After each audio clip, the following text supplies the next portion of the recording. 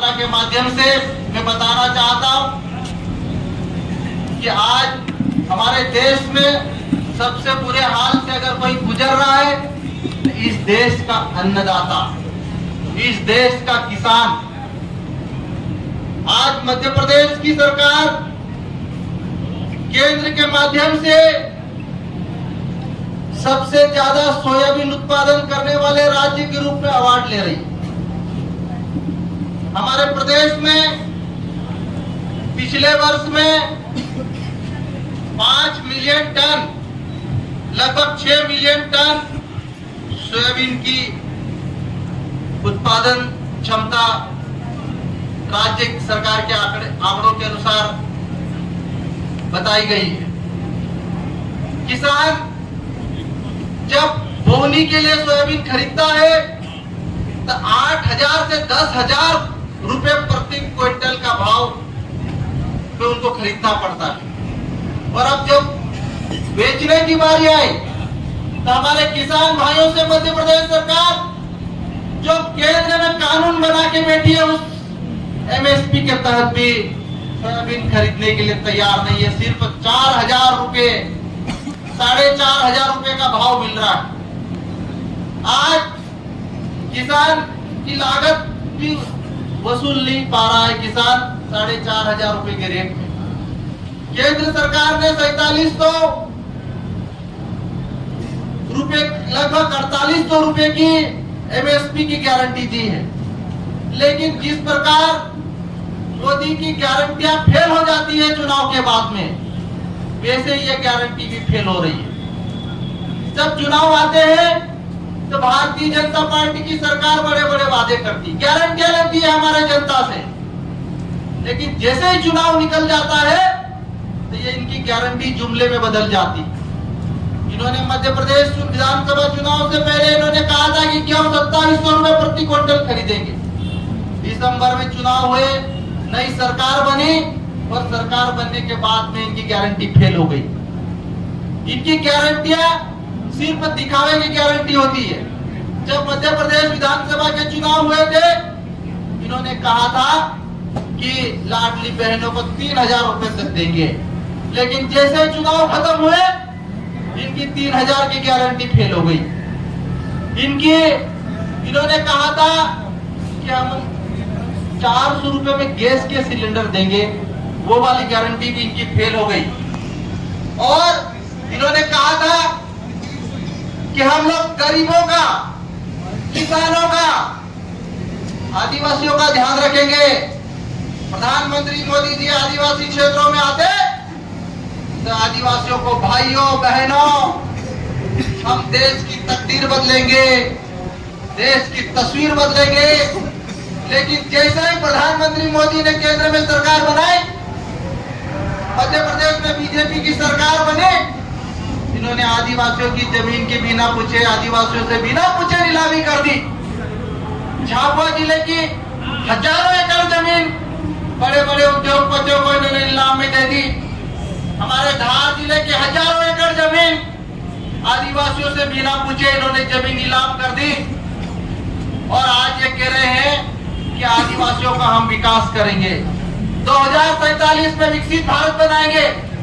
आदिवासियों की जमीन पर उन्हीं के आदिवासियों की कब्र खोद कर आदिवासियों का विकास करना चाहते हैं। माननीय विधायक जी, स्वागत आपका, हार्दिक अभिनंदन।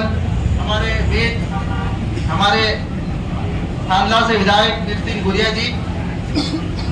साथियों, भारतीय जनता पार्टी की सरकार युवाओं को रोजगार देने की बात करती है, 2 करोड़ रोजगार देने की बात करती है, लेकिन इन्होंने 2 लाख युवाओं को रोजगार नहीं दिया पिछले 10 सालों में। ये आज मध्य प्रदेश में हमारे अतिथि शिक्षक जब भोपाल न्याय मांगने गए तो इनके मंत्री बोल रहे हैं कि अतिथि तो घर पे कब्जा कर रहे हैं। ये सब हमारे बेरोजगार युवाओं को धोखा देने वाली सरकार है। आज पूरे देश में हमारा अन्नदाता रो रहा है। आज महंगाई की दर इतनी ज्यादा बढ़ गई है, जो 20 साल पहले सोयाबीन का दाम 4,000 रुपए प्रति क्विंटल था, 20 साल बाद भी 4,000 रुपए प्रति क्विंटल। 20 साल पहले डीजल और पेट्रोल के दाम 35 रुपए 40 रुपए था। आज 100 रुपए से ऊपर डीजल और पेट्रोल के दाम चले गए। लेकिन किसान जब अपनी फसल बेचने जाता है तो वही दाम। आज ये किसान प्रधानमंत्री मोदी की सरकार इस बात की गारंटी ली थी इन्होंने 2018 में कि किसानों की आमदनी दुगुनी करेंगे। आप लोग मुझे हाथ खड़े करके बताओ, क्या किसी भी किसान की आमदनी दुगुनी हुई क्या? ये दुगुनी करने वाली सरकार, ये प्रदेश के करोड़ों लाखों किसानों को धोखा देने वाली सरकार है। और मेरे किसान भाइयों, हमारे आदरणीय राहुल गांधी जी ने, हमारे प्रदेश के पीसीसी अध्यक्ष हमारे जीतू पटवारी जी ने आज पूरे प्रदेश के प्रत्येक जिलों में ट्रैक्टर रैली के माध्यम से ये प्रदेश की गूंगी बहरी सरकार को जगाने के लिए ये धरना प्रदर्शन किया जा रहा है। और ये धरना प्रदर्शन अंतिम धरना प्रदर्शन नहीं है। जब तक मध्य प्रदेश सरकार कम से कम 6,000 रुपए क्विंटल सोयाबीन नहीं खरीदती है, तब तक किसानों का आंदोलन हम लोग जारी रखेंगे। जब तक मध्य प्रदेश सरकार धार जाबो बड़वानी खरगोन के आदिवासियों की जमीन नीलामी करने के आदेश केंद्र सरकार के जो आदेश को निरस्त नहीं करती है, ये आंदोलन हम लोग जारी रखेंगे। भारतीय जनता पार्टी की सरकार प्राइवेटाइजेशन के माध्यम से एसटी, एससी, ओबीसी को मिले आरक्षण को खत्म कर दे। आज आप लोग बताइए, आपके क्षेत्र में गुजरात के ठेकेदार बड़े बड़े करोड़ों रुपए के ठेके ले रहे हैं। क्या हमारे जिले के स्थानीय युवाओं को ठेके में कोई भागीदारी दे रहे? नहीं दे रहे। बड़े बड़े रोड बन रहे, 4 लेन रोड बना के झाबा जिले के किसी बेरोजगार युवा को, किसी ठेकेदार को उन्होंने ठेका दिया? नहीं दिया। आज प्रधानमंत्री योजना के तहत 40 करोड़ के सीएम राइज स्कूल बन रहे, एकलव्य आवासीय परिसर बन रहे, करोड़ों रुपए की पेयजल योजनाएं, जल योजनाएं बन रही है। लेकिन ठेका अगर बात करोगे तो सारा ठेका गुजराती होगा। हमारे क्षेत्र का युवा कैसे आ जाएगा? आप लोग ना तो ठेकेदारी में हिस्सेदारी, ना बड़े बड़े प्रोजेक्ट में कोई हमारी हिस्सेदारी, ना किसी सरकारी योजना में गरीबों की हिस्सेदारी। तो ये सरकार गरीबों को ऊंचा उठाने की बात करती है, विकसित भारत बनाने की बात करती है।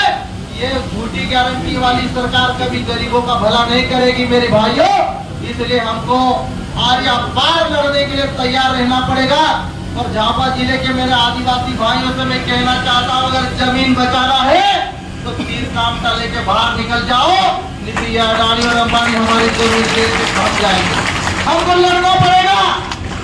अगर नहीं लड़ेंगे इस सरकार से, ये हमारी जमीन उठा ले जाएगी और हमको रहने के लिए उधर गुजरात और उधर समुद्र के किनारे फेंक देगी, जहाँ पे नमक, पूरी जमीन में नमक मिला हुआ, खेती भी नहीं होती है।